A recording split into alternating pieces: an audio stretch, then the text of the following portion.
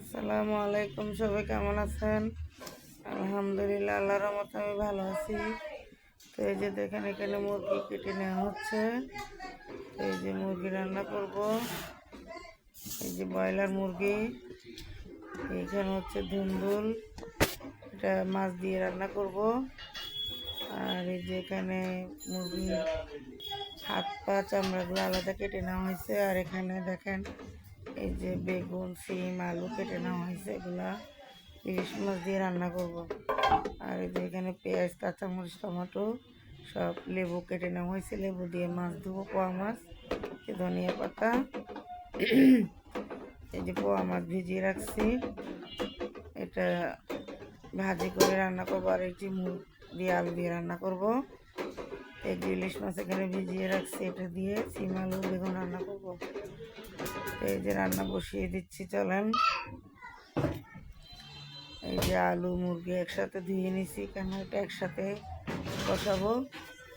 তো এই যে এটা একটু ভুনা ভুনা করবো, যেটাকে মরিচ খোলা বলা হয়, এটা আলাদা রান্না করব। এই যে লেবু দিয়ে মাছ ধুয়ে নিচ্ছি, লেবু দিয়ে মাছ ধুলে লবণ দিয়ে একটু ভালোভাবে পরিষ্কার হয়। এই যে এখানে মুরগি রান্না করব, মুরগি বসিয়ে দিচ্ছি। এই পেঁয়াজে তেল দিয়ে দিলাম, এই পেঁয়াজ দিয়ে দিব। এখন তেলটা একটু গরম হলে এই যে পেঁয়াজ দিয়ে দিচ্ছি অনেকখানি। তো আপনারা আমার চ্যানেলটাকে একটু সাবস্ক্রাইব করবেন, লাইক করবেন, শেয়ার করবেন। আপনাদের সাপোর্ট একটু আগে যেতে পারবো।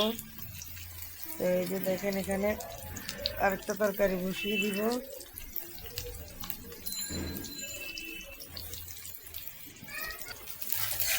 এখানে বসিয়ে দিব সিম তরকারিটা, দেখেন। আর এখানে বসাবো মুরগি, পেঁয়াজটা ভেজে নিচ্ছি। একে একে সব মশলা দিয়ে দিব, আদা রসুন দিব। এই যে এখানে রসুন দিয়ে দিচ্ছি, আর এখানে এই পাশে পেঁয়াজ দিয়ে দিচ্ছি। তাহলে দেখেন, এখানে কষিয়ে নিব মশলাটাও।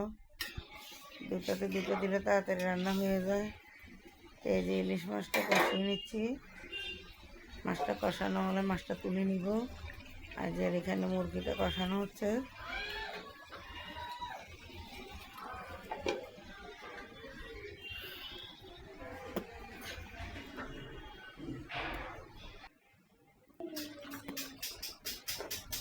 এখন ঝোল দিয়ে দিচ্ছি মুরগিতে।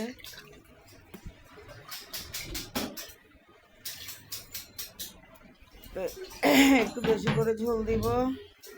একটু আসলে আমাদের বাসায় একটু ঝোলটা বেশি খাওয়া হয়, তার জন্য একটু ঝোলটা বাড়িয়ে দিই। বিশেষ করে মাংসর ঝোলটা, যেমন মুরগিতে হয়তো বা গরু মাংসতে একটু ঝোলটা বাড়িয়ে দিই। ঝোলটা সবাই ঝোল একটু পছন্দ করে।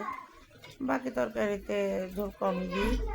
এই যে মাংস তরকারিগুলোতে একটু ঝোলের পরিমাণ বাড়িয়ে দিই, কেননা এই ঝোলটা একটু পছন্দ করে সবাই, আমার ছেলেও পছন্দ করে। তো এই যে এখানে বেগুন তরকারিটাও মানে কষানো হয়ে গেছে। এই যে মাছটা দিয়ে দিব,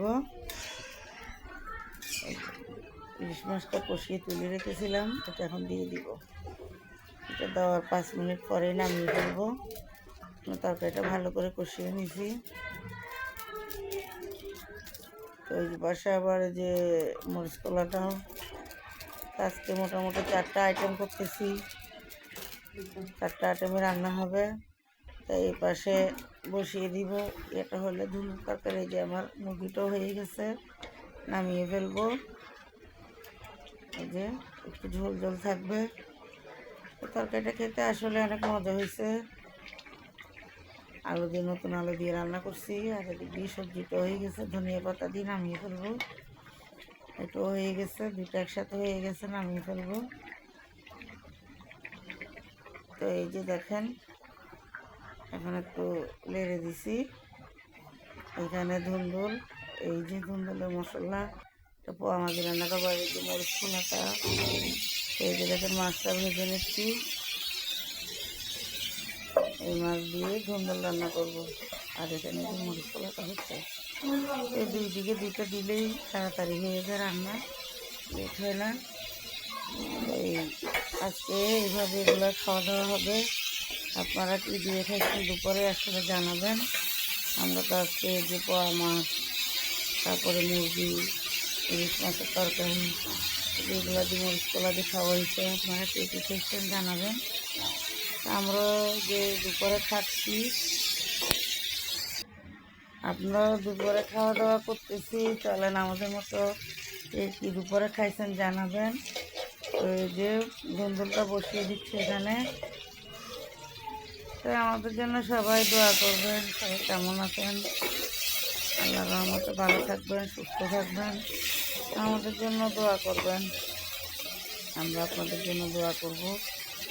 তো অনেকদিন ভিডিও দিই না, এই ভিডিওটা এডিট করে রাখছিলাম আজকে অনেক দিন ধরে। আজকে এটা ভয়েস দিয়ে ছাড়া হচ্ছে। তো আসলে সময় পাই না ভিডিও এডিট করি ছাড়ার জন্য, আর আমি এগুলো পারি না। আমার ছেলে এডিট করে ছাড়ে, এগুলো সময় লাগে। আমার ছেলে পড়াশোনা করে, সময় কুলে উঠতে পারে না, একা হাতে সব কিছু করতে হয়। তো সবাই ভালো থাকবেন, সুস্থ থাকবেন। আল্লাহ হাফেজ।